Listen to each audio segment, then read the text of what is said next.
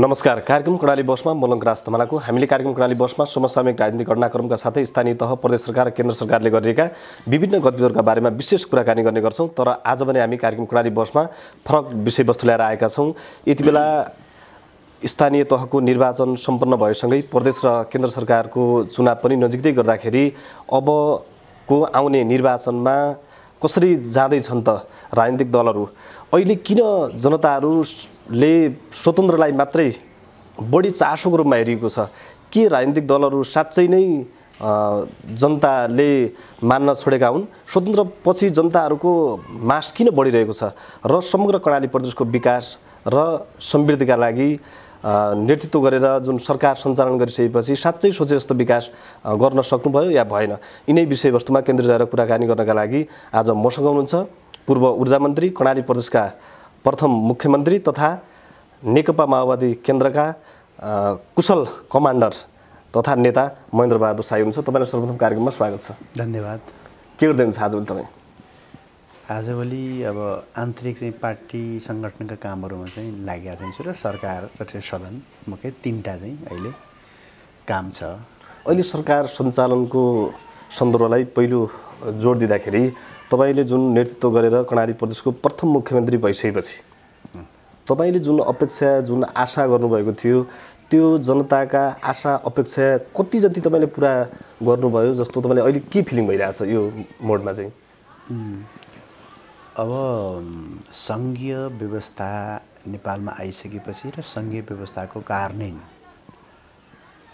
को क्रममा हामी गइसकेपछि सङ्घीय व्यवस्थाको कार्यान्वयनको कर्णाली प्रदेशमा मैले पहिलो भूमिका जिम्मेवारी मैले प्राप्त गर्न पाएँ। यो मेरो लागि एउटा अवसर पनि हो र मेरो लागि ठुलो चुनौती पनि चाहिँ थियो, किनकि नयाँ थियो, नयाँ कार्यकाल चाहिँ थियो मेरो लागि। र त्यसपछि अब हामीले जुन कर्णाली प्रदेश सरकारले गर्नुपर्ने केही महत्त्वपूर्ण कामहरू चाहिँ थिए सङ्घीय व्यवस्था कार्यान्वयनका।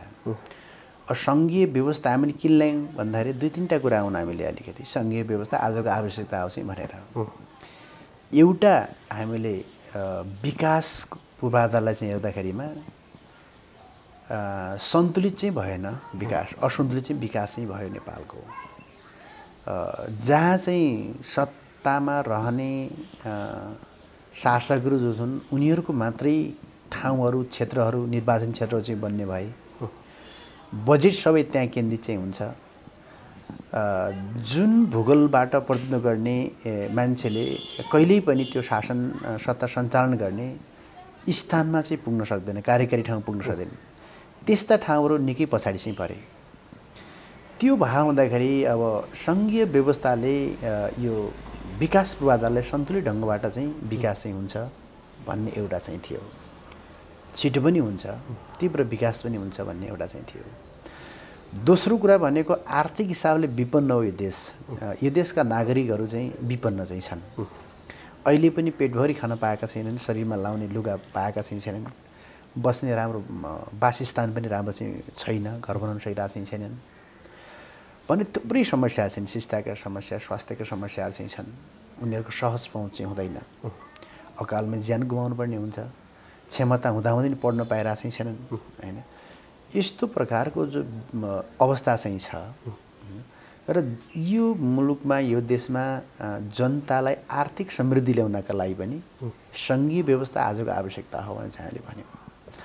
त्यसपछि अर्को कुरा भनेको सामाजिक न्यायको कुरा चाहिँ थियो हैन। सामाजिक न्यायको कुरा चाहिँ थियो। हामीले जातीय विभेदका कुरा उठायौँ, महिला विभेदका कुरा चाहिँ उठायौँ, क्षेत्रको विभेदका कुरा चाहिँ उठायौँ, भूगोलको विभेदका कुरा चाहिँ हामीले उठायौँ।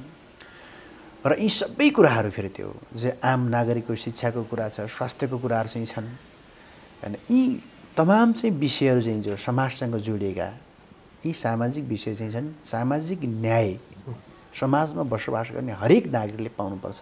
तर मुद्दा उठाउन कार्यान्वयन गर्न चाहिँ सक्नु भएन। यसका लागि भने हामीले यो व्यवस्था चाहिँ ल्याएका चाहिँ थियौँ।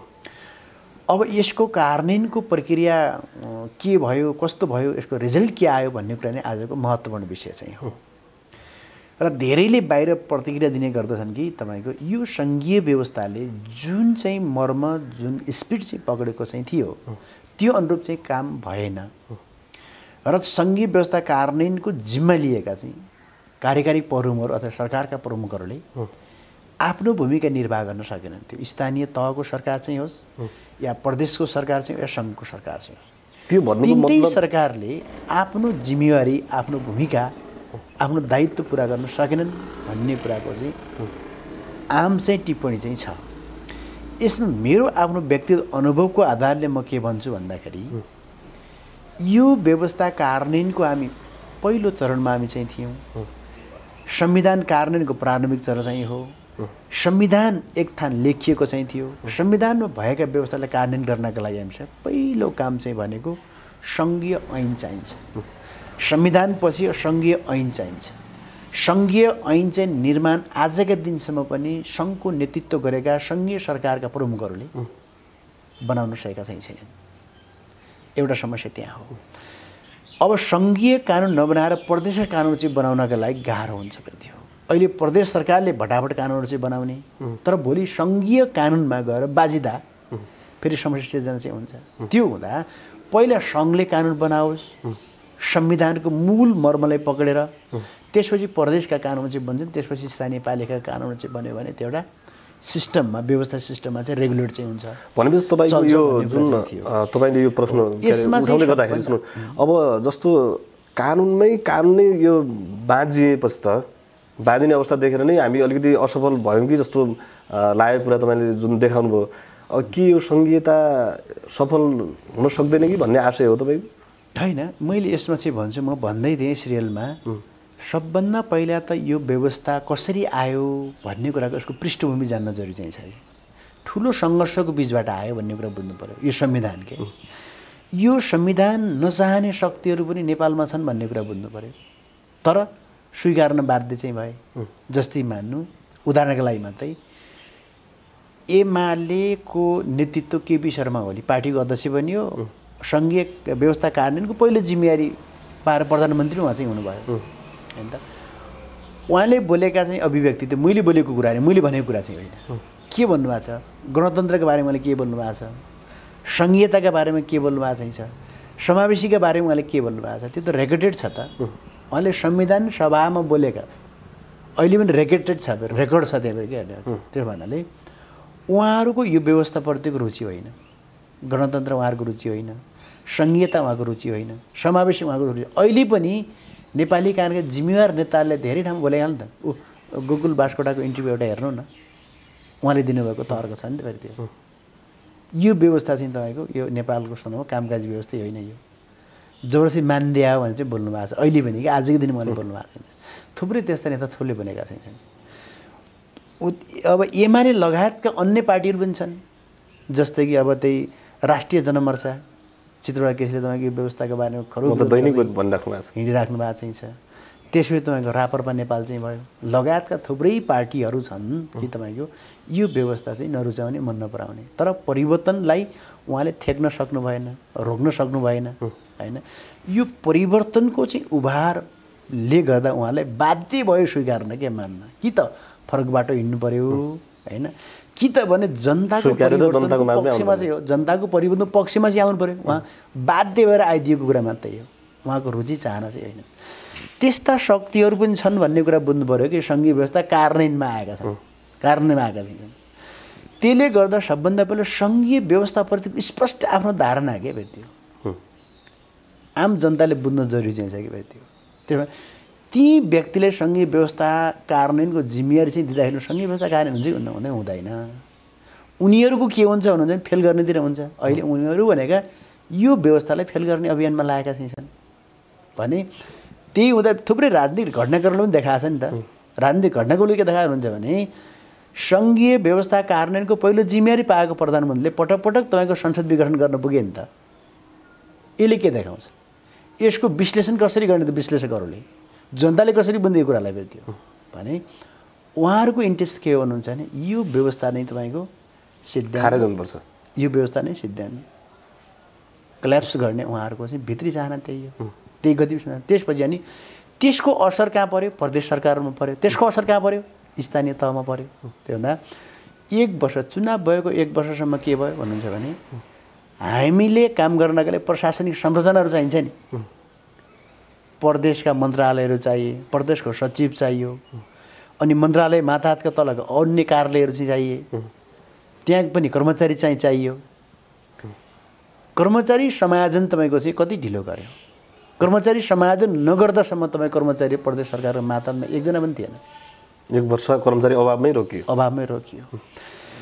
त्यसपछि बाँकी 2 वर्षलाई मेरै कार्यकाल गरेर बाँकी 2 वर्ष कोभिडको समस्या सिर्जना चाहिँ भयो।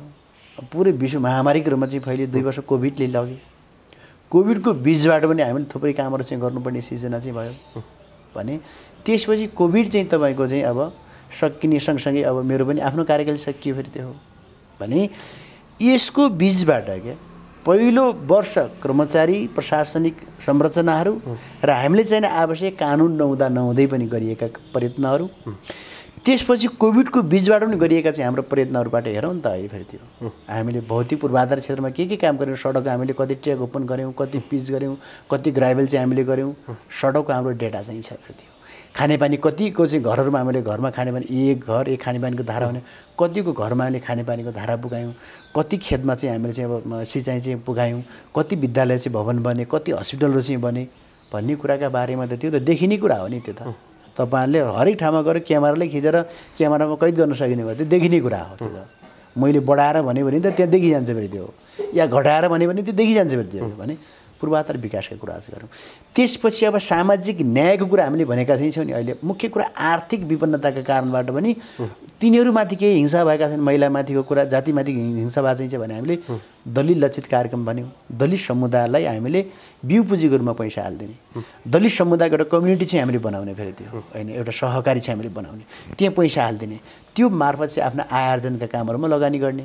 तर त्यसो महिलाको त्यस्तै हामीले गऱ्यौँ, अनि घाइते अपाङ्गहरूको त्यस्तै हामीले गऱ्यौँ भने त्यत्रो पैसा त्यहाँ गयो। त्यसपछि अर्को कुरा हामीले भन्यौँ गाउँमा पैसा छैन, गाउँमा पैसाको अभाव चाहिँ छ, किनकि अब गाउँका मान्छेहरूसँग रोजगारी चाहिँ छैन।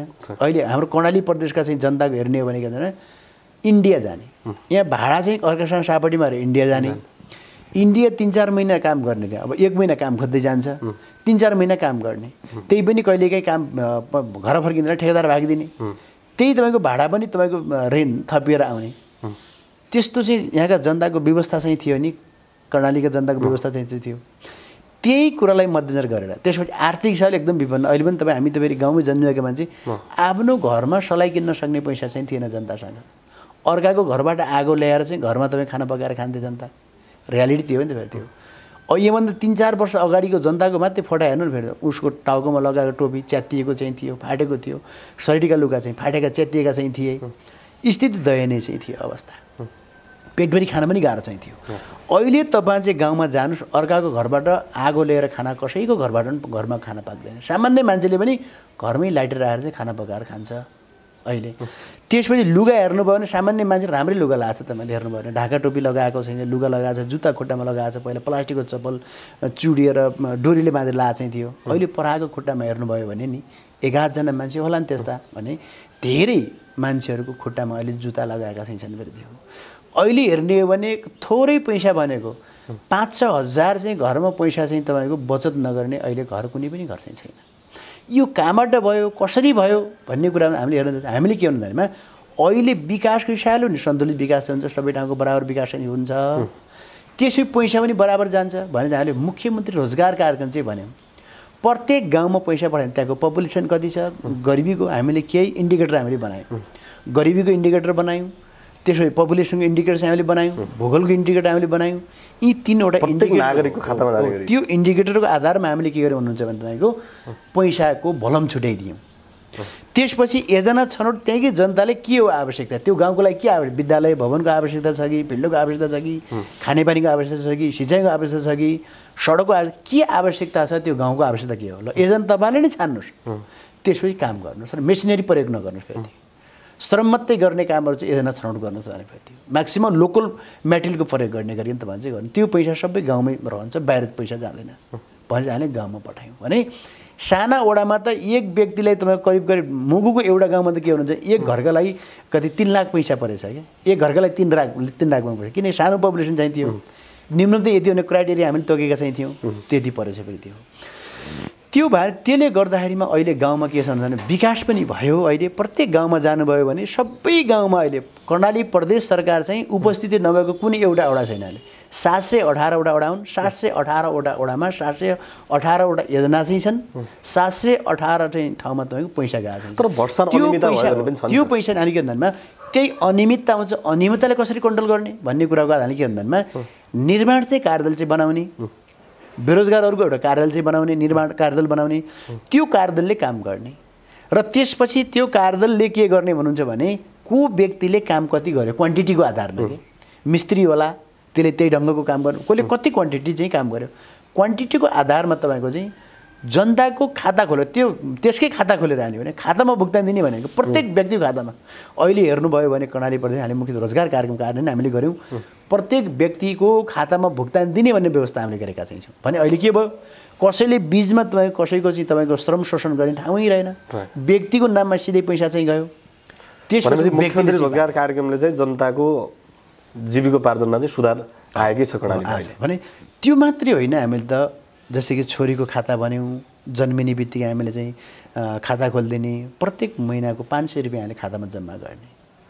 त्यो पनि भोलि हामीले यतापट्टि के भने शेयर लगानी चाहिँ गरिदिने ब्याङ्कमा मात्र होइन त्यो तुरुन्तै प्रत्येक महिना जम्मा भएको वर्ष दिन पुग्ने बित्तिकै त्यसलाई चाहिँ लिएर हामीले शेयरमा चाहिँ हामीले हालिदिने हामीले भनेका चाहिँ छौँ महिलाको सहकारी बनाएर प्रत्येक महिलाको चाहिँ त्यहाँको पनि पपुलेसन शेयर सदस्यको आधारमा हामीले बिउ पुँजी भनेर महिलाको उसमा हाल्ने भने करिब तपाईँको 1 अरब जति पैसा महिलालाई चाहिँ हाम्रो गयो कुल बजेट 1 अरब पैसा तपाईँको भने हामी छुट्यौँ तर पैसा थोरै गएको चाहिँ त्यहाँ त किन थोरै महिला मात्रै सङ्गठित चाहिँ भयो त्यहाँ अब सहकारीको शेयर सदस्य भयो कम पैसा गयो पुरै पैसा चाहिँ गर्दा हामी शेयर सदस्यको सङ्ख्याको आधारमा हामीले बिउ पुँजीको रूपमा चाहिँ सरकारले चाहिँ अनुदान त्यहाँ हालिदिने भने चाहिँ भन्यो तर त्यो पैसा खर्च गर्न पाइँदैन फेरि त्यो रनिङ पुँजी मात्रै हो त्यो संस्थामा रहिरहन्छ रनिङ पुँजी मात्रै कसैले लिएर खान मिल्दैन फेरि कार्यविधि हामी त्यस्तो बनाइदिएका छैनौँ त्यस्तै दलितको पनि हामी त्यही बनाइदियौँ हैन त्यसपछि घाइते अपाङ्गमा हामीले त्यो बनाइदियौँ फेरि त्यो पैसा खर्च गर्न मिल्दैन त्यो पैसा त्यही संस्थामै रहन्छ सहकारीमा रहन्छ बिउ पुँजीकोमा रहन्छ पुँजी वृद्धि मात्रै हुने हो त्यसबाट सहकारीले एउटा चाहिँ आफ्नै व्यवस्था चाहिँ गर्ने एउटा चाहिँ कार्यविधि चाहिँ बनाएर कति ब्याजमा लगाउने 1 रुपियाँ 2 रुपियाँ 3 रुपियाँ सस्तो ब्याजमा हुनु पर्यो जस्तै अब ब्याङ्कको भन्दा महँगो दियो भने त्यो पनि काम चाहिँ भएन एकदम सस्तो सहुलियत ऋणमा चाहिँ तपाईँको चाहिँ कसले के व्यवसाय गर्ने त्यहाँ लगानी गर्ने त्यसले तोकेको समयभित्र उहिले चाहिँ फेरि पैसा रिटर्न गर्नुपर्ने त्यो व्यवस्थासहित हामीले त्यो पठाइदियौँ जस्तो त्यसले गर्दाखेरि फेरि के गर्दा पैसा गाउँमा गयो जनताको स्रोत चाहिँ वृद्धि भयो फेरि अहिले साँच्चैकै मेहनत गर्ने हो भने जनताको स्रोत वृद्धि हुन्छ फेरि तर हाम्रो थोरै क्यारेक्टर के छ भन्नुहुन्छ भने दुःख बढी नगर्ने इजिली मनी के कसरी सजिलै तरिकाले पैसा कसैको कमाउनु सक्छ भने कि त माग्नु पर्छ चन्दा उठाउने अर्कासँग माग्ने कल्चर चाहिँ छ त्यसै देउस फोकटीमा देउस भन्ने छ त्यसो अर्को कुरा अलिक विकृति भने उपभोक्ता समितिबाट भएको चाहिँ छ फेरि त्यो अहिले 15-20 लाखको चाहिँ तपाईँको उपभोक्ता समिति बन्यो भने अब 1-2 लाख रुपियाँ त्यसै उसले पकेटमा हालिहाल्छ तुरुन्तै हैन इजिली मनी चाहिँ कमायो त्यो भने अब अलिकति कर्णाली प्रदेशका अझै युवाहरूमा के देखिन्छ भन्नुहुन्छ भने इजी मनी कसरी कमाउने सजिलैले पैसा कसरी कमाउन सकिन्छ त्यो होइन कि कठोर सङ्घर्ष गरेर धेरै सङ्घर्ष गरेर धेरै दुःख गरेर पैसा चाहिँ पुँजी वृद्धि गर्ने भन्दा पनि दुःख नगरिकनै पुँजी वृद्धि कसरी गर्न सकिन्छ भन्ने सोचले गर्दाखेरिमा केही समस्या सिर्जना भएका छन् भने एकातिर भने अर्कोतिर फेरि अहिले पैसा गाउँमा गयो विकृति पनि फेरि बढिया छ अर्को कुरा हेर्ने भने दिनभरि काम गर्छ 500 रुपियाँ ज्याला पाउँछ सामान्य मान्छेले 500 निम्नतम ज्याला चाहिँ हो अनि त्यो 500 रुपियाँ लियो भनेर साँझ तपाईँको 800-900 रुपियाँको दारू सकाउँछ मान्छेले घरमै जाँदैन बाटोमै पल्टिया हुन्छ विकास अर्कोतिर विकृति पनि गयो र आएको पैसालाई बचत गर्ने मान्छेको राम्रो प्रगति भएको छ अहिले गाउँमा मान्छेहरू कर्मश धनी बन्दैछन् फेरि भनेपछि तपाईँको यो सारांशमा भन्दाखेरि कर्णाली प्रदेश सरकार चाहिँ सफल भएकै हो म भन्छु एकदम गर्वका साथ चाहिँ भन्छु कर्णाली प्रदेश सरकार चाहिँ पूर्ण रूपमा सफल भएको चाहिँ छ हरेक हिसाबले ऐन कानुन बनाउने कुरामा होस् प्रशासनिक संरचना निर्माण गर्ने कुरामा होस् भौतिक पूर्वाधार विकासको मामिलामा चाहिँ होस् सामाजिक न्यायको मामिलामा चाहिँ होस् कर्णाली प्रदेश सरकार एकदम सफल भएको चाहिँ छ तर सुशासनको विषयलाई पूर्ण रूपमा कार्यान्वयन गर्ने कुराहरूमा नि केही कमी हाम्रो चाहिँ छ किन हाम्रो पहुँच छैन कहाँ कुन ठाउँमा के हामी पुरै त्यसको लागि चाहिँ हामीसँग संरचना पनि छैन यसका लागि एक मात्रै हामीले लिनुपर्ने सहायता भनेको तपाईँको चाहिँ अहिले त्यही अख्तियार दुरुपयोग आयोगबाट मात्रै हो लिनुपर्ने भनेको उसले पनि केही मुद्दाहरू मैले चाहिँ हेरिरहेको चाहिँ जो चाहिँ मुद्दाको रूपमा जाहेर चाहिँ भयो त्यसमा यसको अक्षरता हामी छानबिन चाहिँ भयो भनेर जहाँ कमजोरी भएको छ। अहिले पनि म दुईवटा कुरामा कमजोरी देख्छु। एउटा कुरा नयाँ नयाँ कर्मचारी पनि नयाँ, जस्तै कि तल चाहिँ कार्यकारी चाहिँ भयो पालिकाको, तर कार्यकारीको भूमिकामा कहिले पनि थिएन। कसरी तपाईँको चाहिँ पालिका चाहिँ चलाउने भन्ने कुराका उसलाई प्रशासनिक हिसाबले पनि ऊ त्यति विज्ञ भएन, फेरि अनुभवको अभाव चाहिँ भयो।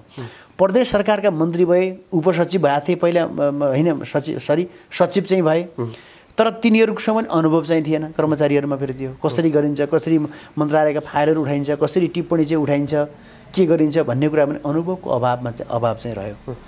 केही समस्याहरू त्यहाँ रहेका छन्। फेरि अलि लेखापढी गर्ने कुराहरूमा नगर्ने ठाउँमा सही गरिदिएको चाहिँ छ, गर्ने ठाउँमा सही गरेको चाहिँ छैन। केही कुराहरू त्यो भनेको अनुभवमा रहेको कमी, योग्यतामा रहेको कमीकै कारणले गर्दा केही त्रुटिहरू रहेका चाहिँ छन्। तर त्यो ठुलो समस्या हो भन्ने कुरा मलाई लाग्दैन। हामीले हेर्ने भनेको त जस्तै कि 5 करोडको एउटा बिल्डिङको चाहिँ ठेका भयो भने 5 करोड बराबरको काम भएको छैन भन्ने हेर्नु पर्यो हामीले। परिणाम चाहिँ के भयो, होइन? जस्तै तपाईँको 50,000को कुनै एक ठाउँमा चाहिँ खानेपानीको चाहिँ आयोजना छ भने 50,000 बराबरको त्यहाँ काम भएको छ कि छैन पहिला हामीले त्यहाँ हेर्ने हो। त्यो काम भएको छ भने प्रक्रिया नपुगे पनि तपाईँको त्यसलाई चाहिँ दुरुपयोग भनेर भन्दैन, त्यसलाई दुरुपयोग भनेर भन्न मिल्दैन। त्यो नजानेर भएको हो। प्रक्रिया भने नजानेर चाहिँ प्रक्रिया चाहिँ पुरा भएन। हामीले स्थानीय सरकार र प्रदेश सरकारको हेर्ने भनेको परिणाम चाहिँ के भयो, काम के भयो, काम भएको छ कि छैन, त्यो बराबरको काम भएको छ कि छैन, होइन? यहाँ हामीले हेर्नुपर्छ। अख्तियारले हेर्दाखेरिमा पनि प्रक्रिया कागजमा सही भयो कि भएन, डबल सही भयो, अर्को भयो, त्यो भयो भन्ने कागजमा चाहिँ हेरेर त्यसलाई दुरुपयोग मानिँदैन। फेरि त्यो भनेको अन्जानमा भएको मिस्टेक चाहिँ हो, नजानेर गरिएको गल्ती हो। फेरि त्यो भावनाले अहिले हेर्ने हो भने केही ठाउँमा त्रुटि चाहिँ देखिन्छन्। फेरि त्यो काम नभएर पनि काम भएको रिपोर्ट बनाएर भुक्तानी दिएका केसहरू पनि केही आइरहेको छन्। त्यस्तो ठाउँमा चाहिँ तपाईँको कडा कारबाही चाहिँ गर्नुपर्छ, होइन? त्यो त दुरुपयोग, सिधै दुरुपयोग चाहिँ भयो। त्यो भने हामीले खालि कर्णाली प्रदेशमा दुरुपयोगले मात्र रोक्न सक्यौँ भने कि फेरि त्यो अनि कर्णाली प्रदेशको विकासले एकदम गति लिन्छ। फेरि त्यो त्यसो भएपछि अब म अर्कै तपाईँको व्यक्तिगत तिर गएँ। जस्तो तपाईँले 10 वर्षीय जनयुद्धमा एउटा कमान्डर भएर विभिन्न लडाइँहरूमा सहभागी हुँदै गर्दाखेरि त्यति बेला के लाग्थ्यो तपाईँलाई कर्णाली प्रदेशको मुख्यमन्त्री बन्छु भन्ने केही त्यति बेला त्यस्तो केही तपाईँलाई कहिले खेल्थ्यो त्यस्तो? म त अब एकदम मान्छेहरूका आफ्ना इन्ट्रेस्टहरू चाहिँ हुन्छन्, रुचिहरू चाहिँ हुन्छ। मैले धेरै ठाउँमा विभिन्न सेक्टरका मान्छेहरू संयुक्त रूपमा बस्दा नि मैले भन्छु कि फेरि त्यो मैले अस्ति भर्खर भने एउटा उद्यमी सङ्घका साथीहरूसँग बसेमा मैले कुरा गरेका चाहिँ थिएँ। तपाईँले एकजना सङ्गीतकार जो सङ्गीतमा डुबिरहेको चाहिँ हुन्छ, त्यो व्यक्तिले तपाईँले हेर्दा तपाईँको नजरमा के देख्नुहुन्छ मैले भन्थेँ के देख्नु भने तपाईँ बेगुबी हो यो मान्छे, यसले आफ्नो जिन्दगी त्यति खेर फालिरहेको चाहिँ छ। तपाईँको कोणबाट, तपाईँको विचार, तपाईँको चेतनाबाट त्यो देख्नुहुन्छ होला मैले भने। अनि त्यो एउटा सङ्गीतकार हो, सङ्गीतमा डुबिरहेको व्यक्तिले तपाईँका चाहिँ गतिविधि, तपाईँ क्रियाकलाप सबै हेर्दाखेरि उसले के ठान्दैन, यो बेगुबेरी हुन् यिनीहरू, खालि पैसा पैसा पैसा, सम्पत्ति सम्पत्ति भन्दा यो सम्पत्तिकै कारणले गर्दा मर्छन्, तडपिएर मर्छन् भन्ने उनलाई पर्छ होला थियो। त्यस्तै पोलिटिसियनको सबैका आफ्ना सेक्टरहरू चाहिँ हुन्छन्, आफ्ना उद्देश्यहरू चाहिँ हुन्छन्, आफ्ना गन्तव्यहरू चाहिँ हुन्छन् मान्छेहरू, होइन? तर मान्छेले जुन आफ्नो गन्तव्य निर्धारण गर्छन् भने उसको गन्तव्यहरू चाहिँ कति गलत छन् र कति सही छन् भन्ने कुरा मात्रै छुट्याउने कुरा हो। त्यसले सामाजिक क्षेत्रमा चाहिँ इफेक्ट कति पारे, असर, पोजिटिभ असर कति पारे, नेगेटिभ असर कति पारे भन्ने कुरा नै मुख्य कुरा चाहिँ हो। त्यो भावनाले मान्छेका आफ्ना चाहिँ गन्तव्यहरू हुन्छ, लक्ष्यहरू चाहिँ हुन्छन्। हरेक व्यक्तिको एउटा मात्रै तपाईँको पुँजी सम्पत्ति भनेको के हुन्छ भन्दाखेरिमा आफ्नो जीवनमा के गरियो, कस्तो गरियो भन्ने कुराका बारे एउटा स्टोरीको कुरा मात्रै हो कि। जस्तै मैले के सोच्थेँ भन्दाखेरि सानो बच्चा हुँदाखेरि मैले मेरो स्टोरी कस्तो बनाउने, मेरो कथा, मेरो जीवनको कथा क्या फेरि त्यो तपाईँको आफ्नो जीवनको कथा छ। हरेक व्यक्ति स्टोरी चाहिँ हुन्छ कि। जो तपाईँको आफ्नो जीवनको स्टोरीका बारेमा तपाईँले बताउँदै गर्दाखेरिमा कति इन्ट्रेस्टिङ छ, कति रोचक छ, अरू सुन्ने मान्छेले कति इन्ट्रेस्ट पैदा भयो कि, कति रोचक तपाईँको चाहिँ स्टोरी छ। मेरो स्टोरी पढ्दा नि मान्छेले कति रोचक छ क्या मान्छे, या छैन? सबैभन्दा ठुलो सम्पत्ति भनेको आफ्नो स्टोरी हो क्या फेरि त्यो। सम्पत्ति ठुलो कुरा होइन, भोलि ठुलै आलिसान चाहिँ महल बनाए पनि तपाईँको भोलि सुनले हिरालाई पोतिएको कारै बनाए पनि आखिर त एक दिन त मान्छे मरेर जान्छ। अन्तिममा तपाईँको त्यही एउटा सङ्गीतकार पनि मरेर त्यही ठाउँमा जान्छ, ठुलो उद्योगपति व्यापारी अरबौँ पैसा मान्छे त्यहीँ पुग्छ, पोलिटिसियन त्यहाँ हरेक सेक्टरका मान्छे सामान्य सडकमा बसेर मजदुरी गरेका मान्छेले पुग्ने ठाउँ त्यही हो। तर हरेक मान्छेको आफ्नो स्टोरी हुन्छ। एकजना सामान्य सडकमा बसेर जुत्तामा पालिस गर्ने मान्छे आफ्नो स्टोरी हुन्छ कि सामान्य बगरमा गिट्टी कुटेर बस्ने मान्छे आफ्नो स्टोरी, त्यसको रोचक स्टोरी हुनसक्छ। रोचक स्टोरी ठुला ठुला राजा महाराजाहरूको मात्रै, ठुला ठुला पोलिटिसियनहरूको मात्रै रोचक स्टोरी हुन्छ भन्ने छैन। तर एकजना सामान्य तपाईँको बालुवा चाल्ने मान्छेको स्टोरी हेर्नुभयो भने रोचक स्टोरी चाहिँ हुनसक्छ, प्रेरणादायी स्टोरी हुनसक्छ, अर्कालाई ठुलो ऊर्जाशील चाहिँ त्यो स्टोरी हुनसक्छ। तर हामीले ठुलो सबैभन्दा ठुलो मान्छे ठानेको मान्छे स्टोरी पनि तपाईँको काम नलाग्ने खतम स्टोरी चाहिँ हुनसक्छ। त्यो भएनाले मान्छेको पुँजी सम्पत्ति भनेकै स्टोरी हो। महेन्द्र साईको स्टोरी कस्तो छ भन्ने कुरा स्टोरी चाहिँ तपाईँको पढ्नुपर्छ कि अरूले सुन्दा या पढ्दा तपाईँको कति इन्ट्रेस्टिङ चाहिँ छ भन्ने कुरा नै मुख्य कुरा हो।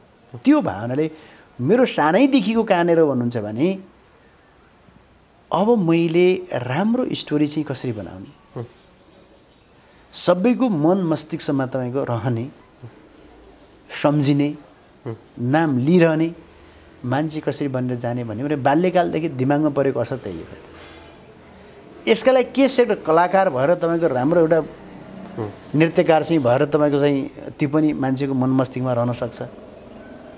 अनि एउटा राम्रो गायककार भएर रहन सक्छ, एउटा पोलिटिसियन भएर अर्को कुनै सेक्टरबाट तपाईँको चाहिँ जनताले सधैँ सम्झिन लायक भन्ने मान्छे बन्न सकिन्छ। तर यसका सेक्टरहरू के हुन सक्छन् भन्ने कुराको बारेमा त छान्ने कुरा हो।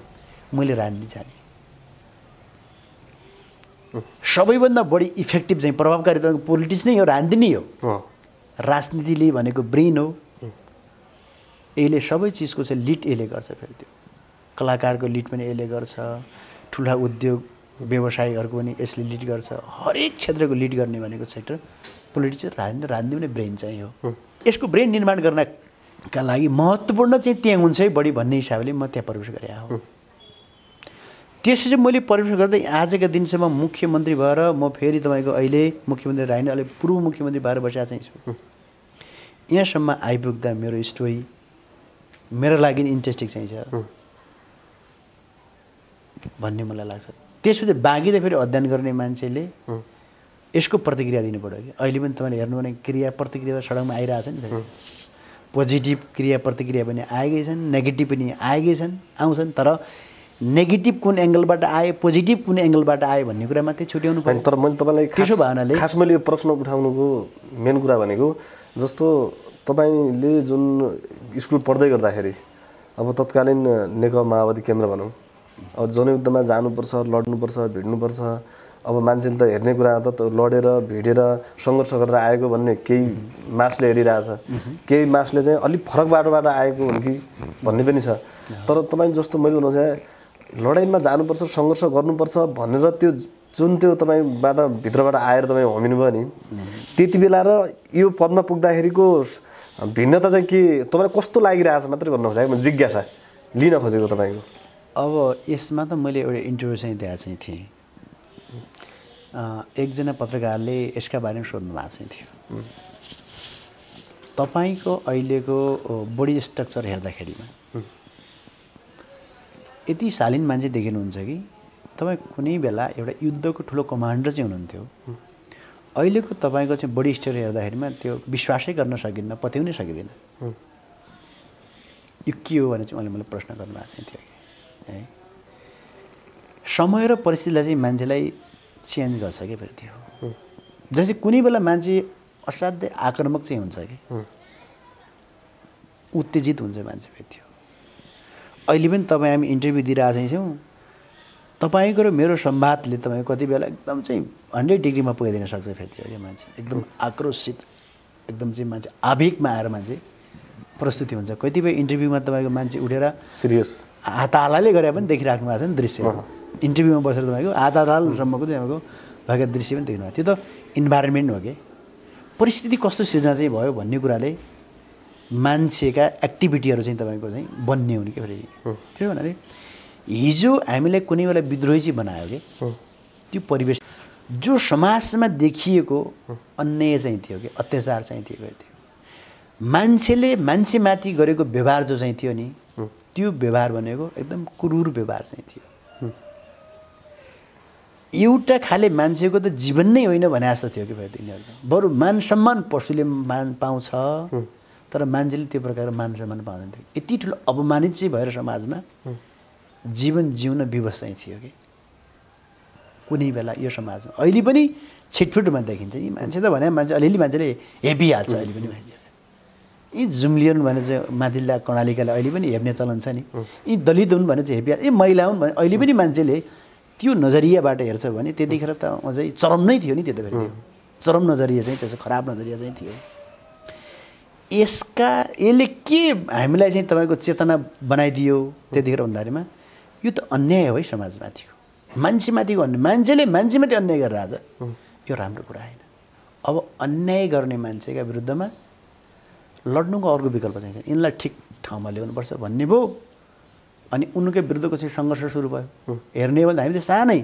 14-15 वर्ष उमेरमा त धेरै त्यतिखेर प्रधानमन्त्रीमाथि हामीले त आक्रमणै गरिसक्यौँ नि त्यतिखेर त सानै उमेरमा विभिन्न प्रकारका हामीले कारवाही गर्न सुरु गरिहाल्यौँ फेरि त्यो त विद्रोह पैदा भएको हो कि परिवेशले वातावरणले अनि मान्छेलाई विद्रोही चाहिँ बनायो अब पनि हामीले यिनीहरूको अगाडि चाहिँ कमजोर भएर दबिएर बस्यो भने जहिले पनि यिनीहरूको हस्तक्षेप कायमी रहन्छ यहाँ हाबी हुन्छन् यिनले नै शासन हामीमाथि अन्यायपूर्ण शासन चलाइरहन्छन् यिनलाई शासकहरूलाई सबभन्दा पहिले साइजमा ल्याउनका लागि यिनीकै विरुद्धको विद्रोह नै अनिवार्य चाहिँ छ भन्ने त्यो प्रकार चेतना पैदा गरायो अहिले हेर्नु न समाजमा कि अहिले त दलित भनेर हेप्न सक्छ त कसैले गाउँमा अहिले सक्दैन भित्त मनले हेप्यो भने कि बाहिर व्यवहारले हेप्नै सक्दैन फेरि त्यो कि महिला भने हेप्न सक्छ नि त अहिले अब अहिलेको महिला हेपिने होला नि त घरमा कोही बुहारी अब हामी एकदम रिमोट गाउँमै जाउँ नि त अहिले त पुरुष सामान्य गाउँमा जाँदा हाम्रो बुहारीहरू हेपिएकै छैन अहिले फेरि मजाले चाहिँ प्रतिरोध गर्छन् क्या प्रतिकार गर्छन् सासूका विरुद्धमा ससुराको विरुद्धमा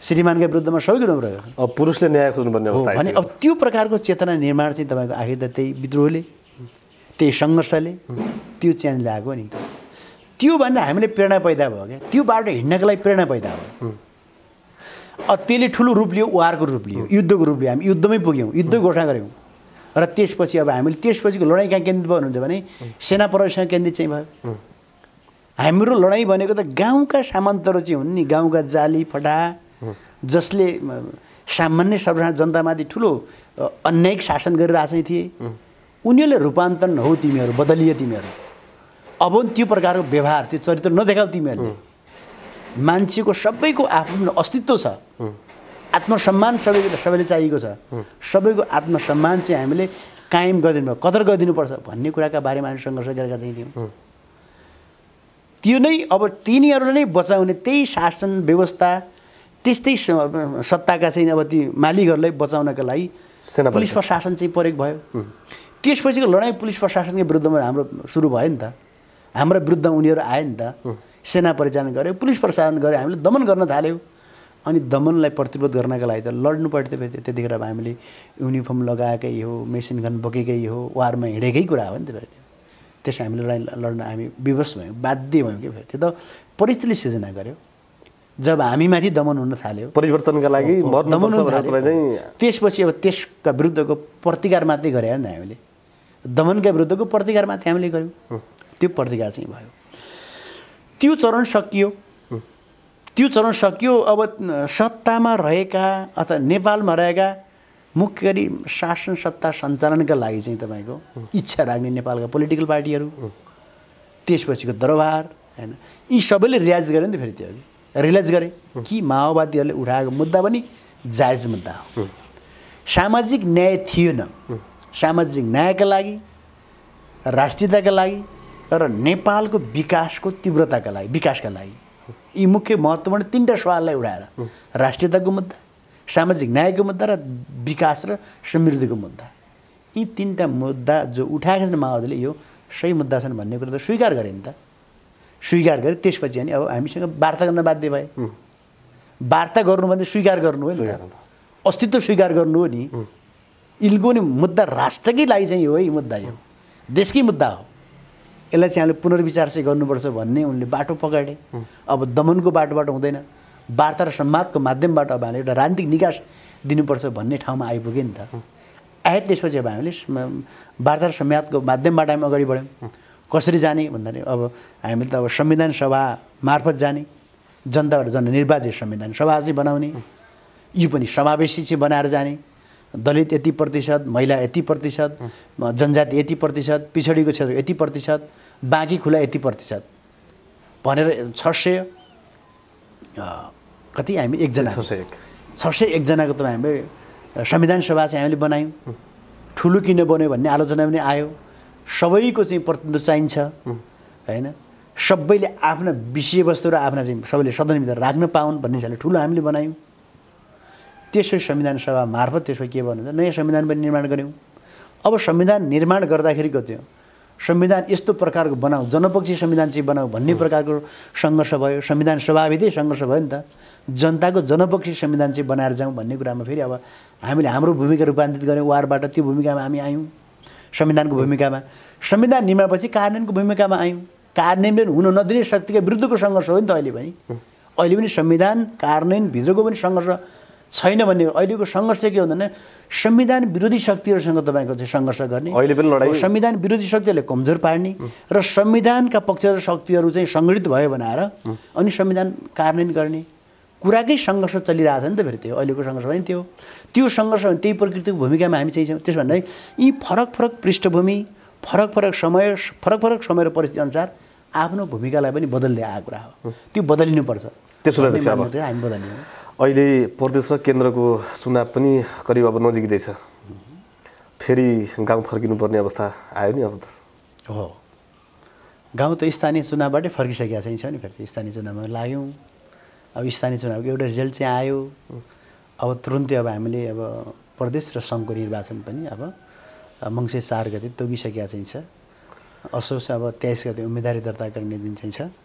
अब यसैको तयारी चाहिँ हो अब अहिले लागिरहेको। र अब अहिले कर्णाली प्रदेश भन्ने बित्तिकै माओवादी पार्टीको आधार स्तम्भ चाहिँ हो र कर्णाली प्रदेशको माओवादी पार्टीको आधार स्तम्भलाई चाहिँ कायमै राख्ने कुरामा चाहिँ हाम्रो अहिलेको यो इलेक्सन पनि त्यहाँ केन्द्रित चाहिँ हुन्छ। स्थानीय इलेक्सन पनि हाम्रो त्यहाँ केन्द्रित चाहिँ थियो र केही सामान्य अब अलिकति हाम्रो समस्या चाहिँ र यसको हामीले समीक्षा गरेका चाहिँ छौँ। हाम्रै पार्टीभित्र अन्तर पार्टीभित्र पनि अब हाम्रा केही समस्या चाहिँ रहे, पार्टीभित्र पनि समस्या चाहिँ रह्यो। यसको समीक्षासहित हामीले समीक्षासहित अबको आउने चुनाव जो चाहिँ हो प्रतिनिधि सभा र प्रदेश सभाको चुनावका लागि हामी चाहिँ कर्णाली प्रदेशलाई हाम्रो आधार स्तम्भको रूपमा कायम गर्ने गरी हामी चुनावको तयारी गर्दैछौँ र हामी चुनावमा जाँदैछौँ। तर यति बेला जनताहरू किन स्वतन्त्रलाई अलिकति बढी यसो हेर्नु भएको छ? यो स्थानीय तहको चुनावले पनि केही झल्को चाहिँ देखाएको छ। अब अहिले प्रत्येक ठाउँमा तपाईँको स्वतन्त्र उम्मेदवारहरू उठ्ने सम्भावना बढी देखिएको छ। के साँच्चै जनताले अब राजनीतिक दल प्रतिको विश्वास चाहिँ टुटेको हो त? यसमा चाहिँ तपाईँको भनाइ के छ? मुख्य कुरा जनताको चाहना, जनताको इच्छा चाहिँ हुन्छ कि फेरि त्यो जस्तै मान्नु तपाईँले सधैँ सुर्खेत बस्न, सधैँ एउटै कोठा बस्न वाक्क दिक्क हुन्छ तपाईँ। फेरि सधैँ त्यही कोठा, त्यही कुर्सी, त्यही टेबल, त्यही मान्छे, त्यही ठाउँ। मान्छेले जाउँ अलिकति घुम्न जाउँ भन्छ मान्छे, एकदम बोर फिल हुन्छ कि मान्छे फेरि अनि घुम्न जान्छ। जाला रमाइलो ठाउँमा जान्छ, रमाइलो दृश्यहरू देख्छ, वरिपरि सिन देख्छ, आनन्द लिन्छ फेरि त्यो। तर अन्तिममा फर्केर फेरि कहाँ आउनुपर्छ? त्यही कर्मथला आउनुपर्छ कि त्यही घरमा आउनुपर्छ कि त्यो एकचोटिको लागि मात्रै झिलिमिली योग फेरि थियो कि त्यहाँ तपाईँ टिक्ने कुनै आधार नै हुँदैन कि टिक्न सक्ने कुनै आधार नै हुँदैन। त्यो आधार नै छैन। तपाईँ पकेटमा बोकेर लिएको पैसा खर्च गरेर कति दिन होटल बस्न सक्नुहुन्छ होइन? कति दिन खान सक्नुहुन्छ त्यहाँ गएर? तपाईँ सम्भव छैन।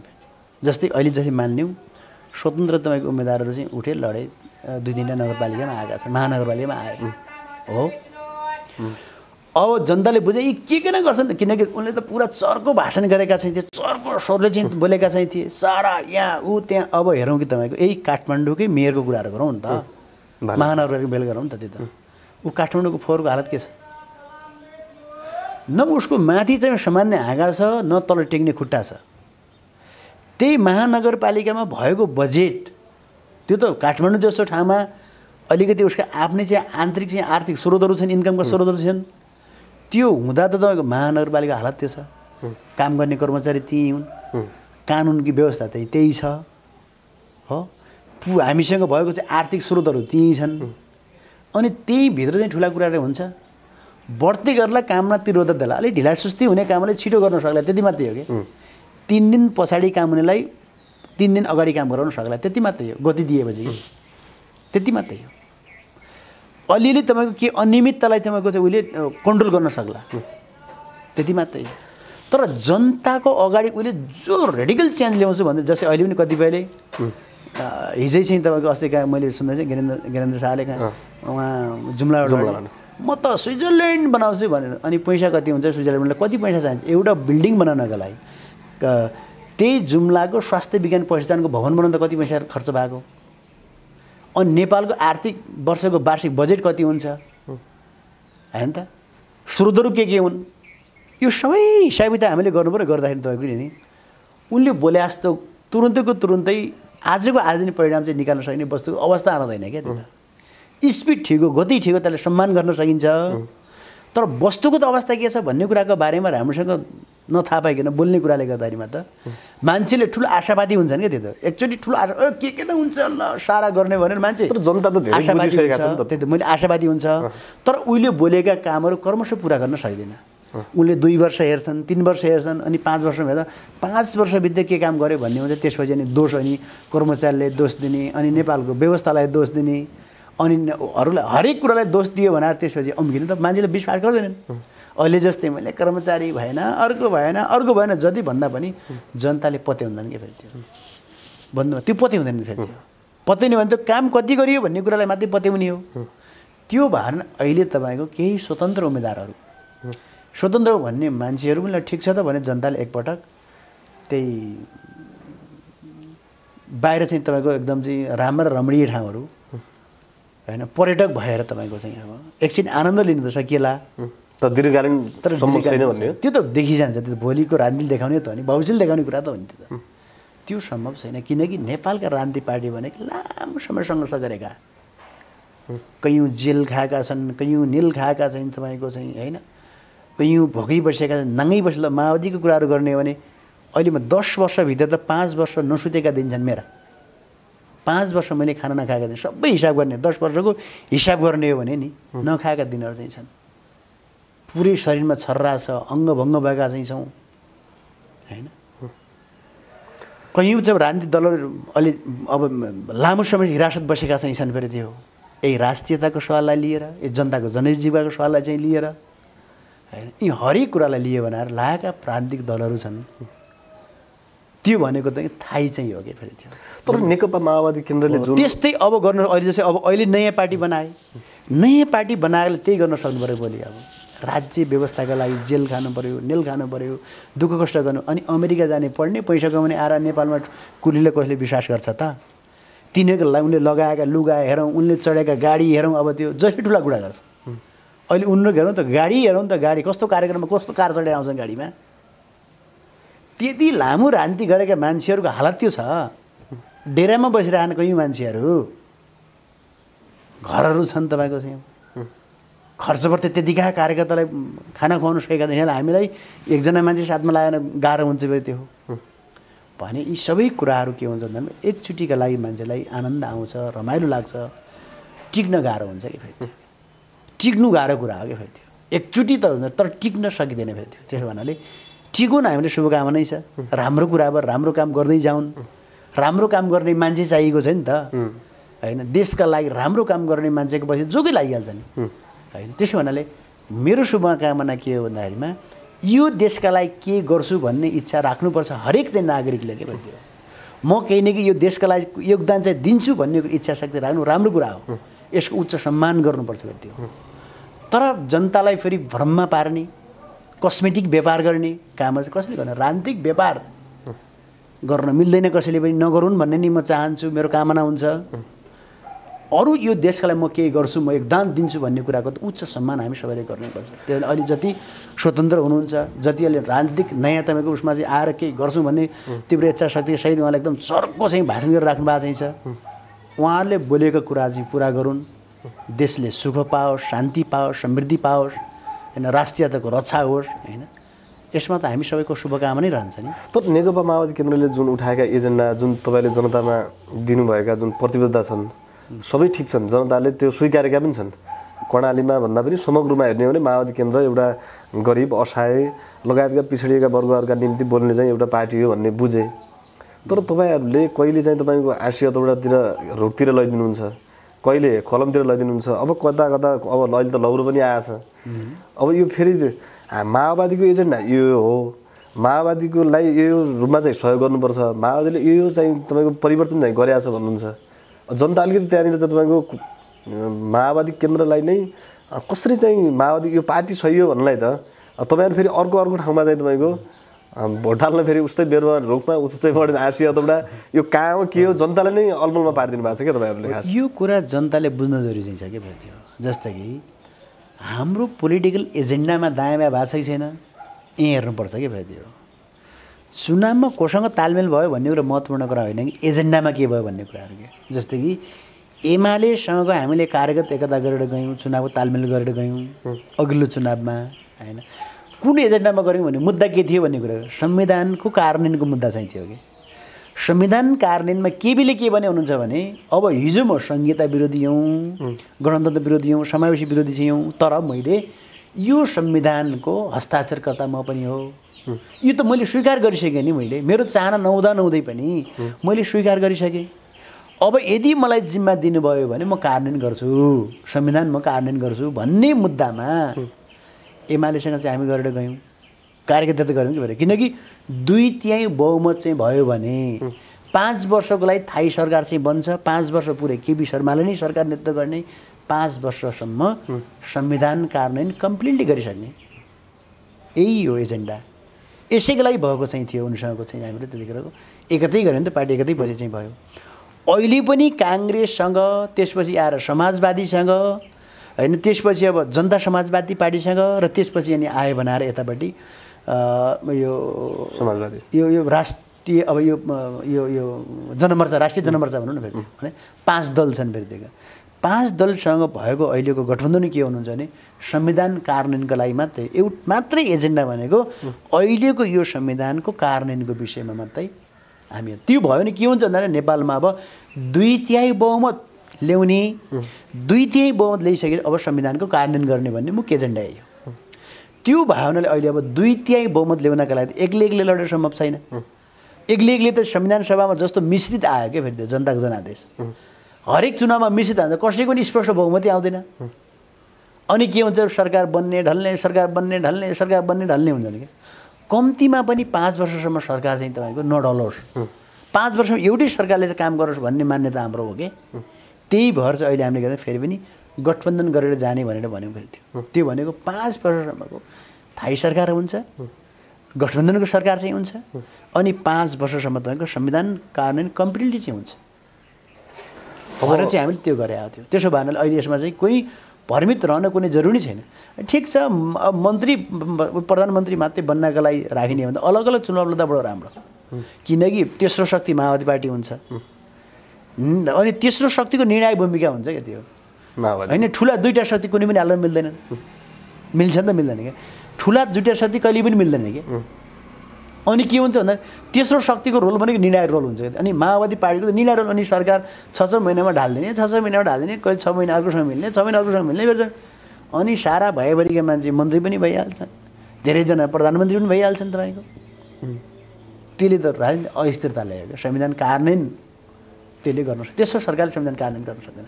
समयमा त्यो वेस्ट हुन्छ, न विकास हुन्छ, न समृद्धि हुन्छ, न राम्रो सुशासन कायम गर्न सक्छ, न सामाजिक न्याय दिन सकिन्छ, यो सक्दैन फेरि। त्यो भएन अहिलेको हाम्रो चाहना भनेको नेपालमा कम्तीमा पनि 5 वर्षको तपाईँको थाई सरकार चाहिँ हुनुपर्दछ, अनि मात्रै संविधान कार्यान्वयन हुन्छ। किन सङ्घीय हामीले ऐन बनाउनु छ, त्यसपछि अहिले अब हामीले सबै संविधान भएका व्यवस्था अनुरूप चाहिँ अब हामीसँग नेपालमा चाहिँ हामीसँग प्राकृतिक साधन स्रोतको चाहिँ बाँडफाँडको कुराहरू चाहिँ छन्, अहिलेसम्म बाँडफाँड भएको चाहिँ छैन। आफ्ना तपाईँको त्यसपछि मात्रै पछि आफ्नो आन्तरिक चाहिँ स्रोत वृद्धि हुन्छ कि त्यो स्थानीय तहका आफ्ना स्रोतहरू चाहिँ परिचालन गर्छ, प्रदेशले आफ्ना स्रोत परिचालन केन्द्र, अहिले त सबै चाहिँ केन्द्रले मात्रै परिचालन गरिरहेको छ नि त फेरि, सबै केन्द्रको ट्रेजरीमा जान्छ अहिले फेरि होइन। अहिले केन्द्रले अनुदान चाहिँ दिएर तलका सरकारहरू चलाउँछ, संविधानले त्यति भन्दैन नि। संविधानले के भन्दामा साधन स्रोतहरूको बाँडफाँड गर भन्छ फेरि त्यो संविधानले भनेको छ यो ठाउँको चाहिँ तपाईँको चाहिँ स्रोतहरू चाहिँ स्थानीय पालिकाले परिचालन गर्ने, यी ठाउँका स्रोतहरू चाहिँ प्रदेश परिचालन, यी ठाउँका स्रोतहरू सङ्घले परिचालन गर्ने भने संविधानले चाहिँ भन्छ। त्यो भयो भने आत्मनिर्भर चाहिँ हुन्छ नि फेरि त्यो संविधान कार्यान्वयनले पूर्णता त्यसपछि मात्रै पाउँछ फेरि त्यो। अहिले पनि देख्नु भएको छ कर्मचारी निजामती ऐन बनाएको छैन, अहिले तलका कर्मचारी नियुक्ति गर्नलाई सरकारहरूलाई गाह्रो भइरहेको छ प्रदेश र स्थानीय सरकारहरूलाई। अहिले पनि प्रदेशको शान्ति सुरक्षाको जिम्मा सम्पूर्ण प्रदेश सरकारले हुने भनिएको छ संविधानमा। अहिलेसम्म एकजना तपाईँको म्यादी प्रहरी पनि प्रदेश सरकारको चाहिँ छैन, किनकि यो संविधानको कार्यान्वयन नै भएन। कार्यान्वयनका निम्ति चाहिँ यो 5 भनेको अस्थिर चाहिँ भयो सरकार, अस्थिर सरकारले गर्न सकेन। अब अहिले पनि अर्को सरकार बने, स्थानीय चुनावको तयारी, त्यसपछि फेरि अर्को चुनाव चाहिँ भएन। त्यही अब अघिल्लो सरकारले कार्यान्वयन नगर्ने नियत चाहिँ लियो, संविधान कार्यान्वयन नगर्ने नियत लियो, होइन यसलाई त खारेज गर्ने नियत चाहिँ लियो अघिल्लो सरकारले। अब त्यत्रो चाहिँ तपाईँको 3.5 वर्ष त तपाईँको पुरै तपाईँको संविधान कसरी जोगाउने भन्ने कुरामै हामीले हम्मे भयो नि। अब अन्तिममा जाँदै तपाईँको यो आउने निर्वाचनमा प्रदेशतिर फेरि तयारी गर्नुभएको छ कि केन्द्रतिर? यो चाहिँ खुलाइदिनु छ। अब मेरो यो व्यक्तिगत विषय चाहिँ भएन, यो भनेको तपाईँको जनताको कालीकोटे जनताको विषय हो, त्यसपछि आएर नि पार्टीको विषय हो, होइन मेरो व्यक्तिगत विषय छैन। मेरो व्यक्तिगत विषय भन्ने हो भनेपछि अब पटक पटक तपाईँको त्यही दोहोरिएर त्यो जागिर खाएर केही काम छैन भन्नेमा नै हो मेरो। फेरि पटक पटकको जागिर चाहिँ होइन, कुनै पेसा एउटा जागिरको पेसावर चाहिँ रूपमा यसले लिनु हुँदैन फेरि त्यो, होइन त्यो भावनाले। अब जनताले के भन्छ जिम्मेवारीबाट आफू पन्छिनु पनि मिल्दैन। जनताले यो गर भन्यो भने म गर्दैन भाग्नु हुँदैन, जिम्मेवारी आफू पन्छिनु गैर जिम्मेवार भूमिका हामी निर्वाह गर्नुहुन्न। जनताले के भन्छ कालीकोट जनताले, म जनतालाई सोध्छु, त्यसै पार्टीले के भन्छ। ल तपाईँकै नै आवश्यकता छ, तपाईँ जानुभयो, तपाईँमा अर्को विकल्प छैन भन्छ भने म त्यो भूमिकाबाट पनि भाग्ने कुरा चाहिँ छैन। तर जबरजस्ती तपाईँको जनताको चाहना नहुँदै अनि पार्टीको चाहना नहुँदै अब टिकट भएपछि त यो पार्टीमा बस्छु नभए म भोलि हिँडिहाल्छु भन्ने पक्षमा म जान्न फेरि त्यो। तपाईँले आफ्नो महत्त्वपूर्ण समय दिनुभयो, त्यसका लागि म धन्यवाद दिन चाहन्छु। अन्तिममा केही छ छुट्टेको कुरा? अब अन्तिममा म के भन्न चाहन्छु भने मुख्य कुरा हामीले इमान्दारीका साथ जनता र चाहिँ सिङ्गो राष्ट्रलाई केन्द्रमा राखेर कोही हामीले व्यापारको रूपमा राजनीति नलिएर दुईवटा रूपहरू नदेखाएर वास्तविक आफ्नो चरित्र जनताको अगाडि चाहिँ प्रदर्शन गर्ने, जियो त्यो कुरा जनतालाई इमान्दारी राख्ने र त्यसै हामी सबै आम चाहिँ नेपालीहरू एक ठाउँमा नउभिएर राष्ट्र निर्माणको अभियानमा नलागेर खालि एकले अर्कालाई गाली मात्रै गरेर होइन। अहिले के छ गाली मात्रै चलिरहेछ। आफ्नो अहिले पनि गाली गरेर समय खेर फाल्नुभन्दा कुनै पनि पोलिटिकल लिडरले अर्काको बारेमा गाली गरेर समय खेर फाल्नुभन्दा आफ्नो भिजन प्रस्तुत गर्ने, आफ्नो भिजन के हो, ड्रिम के हो, सपना के हो, के परिकल्पना गरिरहेको छ त्यो जनतालाई बुझाउने, आफ्ना विचार जनता बिचमा राख्ने, गाली होइन। अब त्यो गालीमा समय बिताउने होइन कि आफ्नो के छ रिसर्च के छ फेरि त्यो के रिसर्च गरियो, अब के हो ड्रिम के हो आफ्नो, त्यो कुरा जनताको बिचमा राख्ने काम गरौँ। यही सबैले चाहिँ आग्रह अनुरोध गर्दै मेरो भनाइ अन्त्य गर्छु। हस्, नमस्कार। हस्।